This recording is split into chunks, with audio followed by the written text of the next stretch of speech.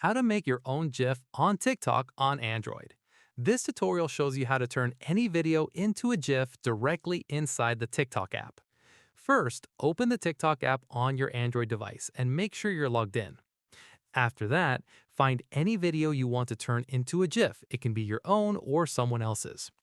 From there, tap on the share icon on the right side of the screen to open the sharing options. At this point, you'll see a row of options at the bottom. Go ahead and scroll through them to the right. In the next step, look for the Share as GIF option and tap on it. Following this, you'll now be able to preview the GIF and select the duration you want it to be. Once done, adjust the duration to your liking by trimming it down to the part you want. From here, tap on Generate at the top right corner of the screen and wait a moment while TikTok converts the video into a GIF. At this stage, once the conversion is complete, you'll be able to see a preview of your finished GIF right on the screen. Finally, if you're happy with how it looks, you can go ahead and share it directly from there to wherever you want. And that's it.